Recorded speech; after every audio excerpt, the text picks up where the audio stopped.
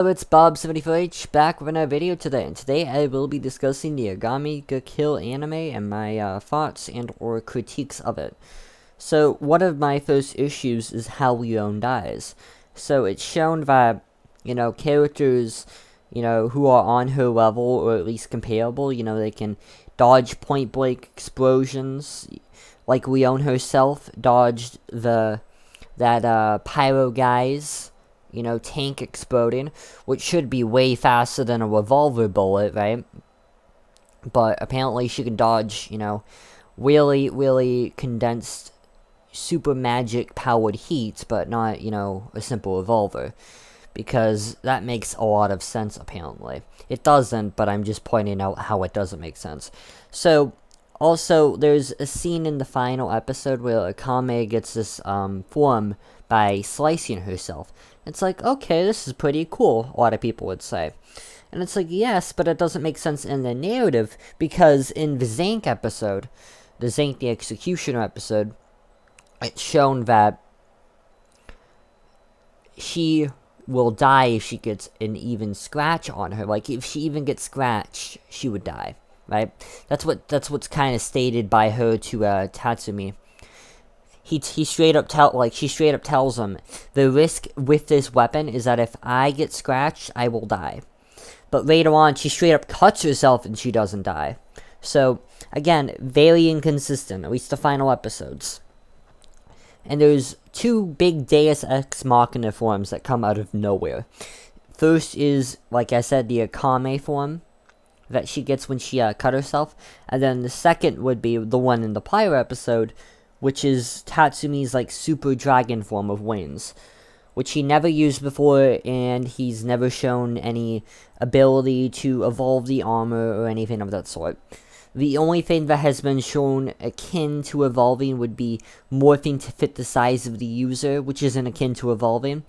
So this idea that he could evolve is completely fabricated in regards to that episode, and it makes no sense looking back on things prior to that. Like, if he could just one-shot everybody with, the super dragon form, then why didn't he do it before? It doesn't make any sense.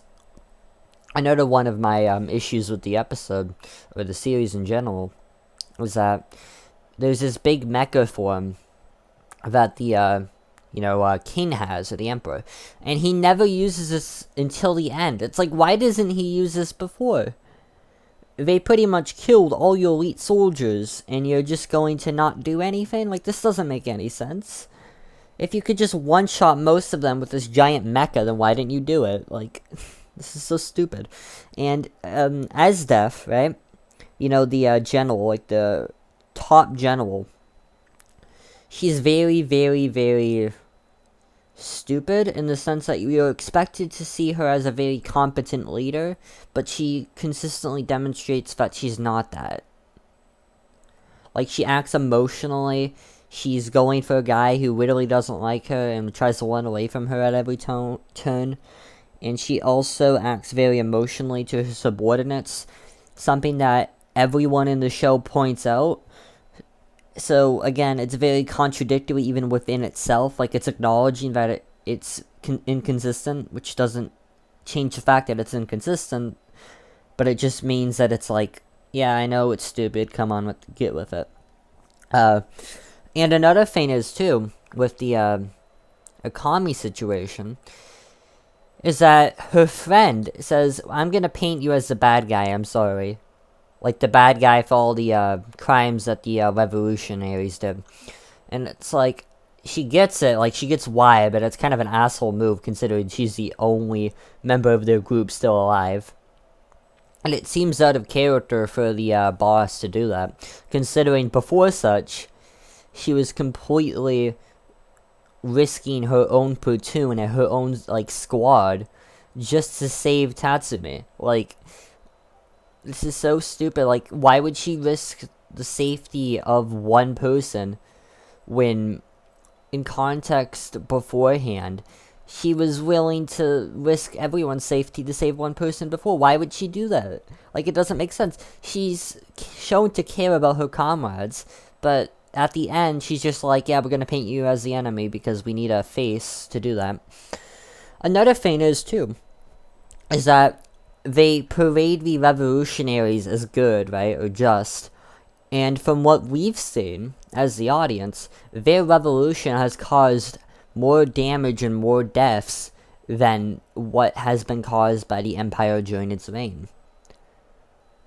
So again, the narrative's contradictory because it's showing us one thing, and it's stating another. Another one of my issues with the show is how these powers are handled, right? So it's kind of shown that these, imperial arms were created from the skeletons or from the corpses of Danger Beast, and they were made into these, superpowered weapons. And my issue is that if they're so superpowered, then how do they get destroyed and beaten pretty effortlessly by people with those same weapons, you could say, but it's whatever. Leon just straight up jumps through and bites off a flamethrower's head. The flamethrower's head. And another issue with that, too, is these weapons were made in an era where flamethrowers and the such didn't exist, like guns didn't exist, and whatnot. But yet, flamethrowers that are, superpowered were apparently made back then, even though the flamethrowers didn't exist during that era.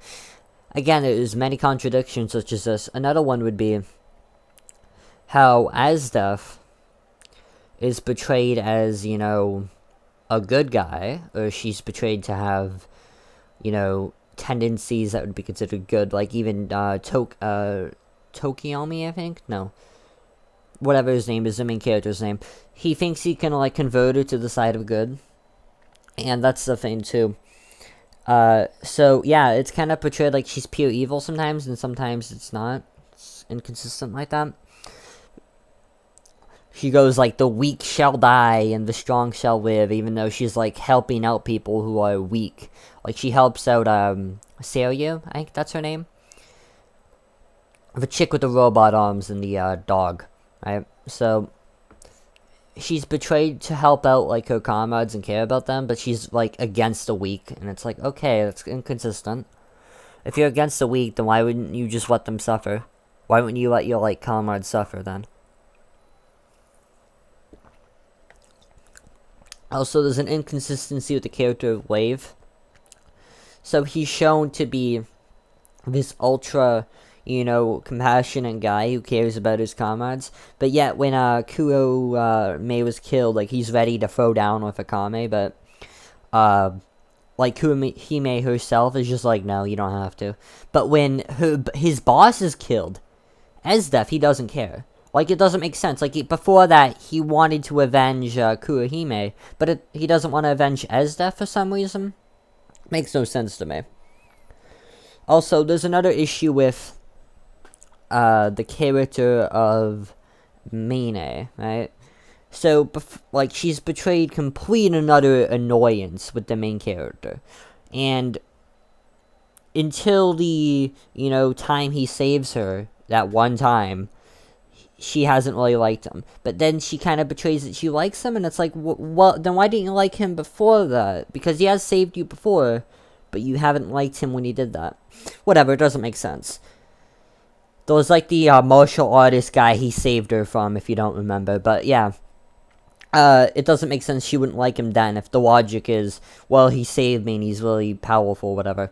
If that's the logic. And there's also a scene where Leon's well, she can't shoot through me. She could shoot through me because it's fine, because if the bad guy is taken down, then it's fine.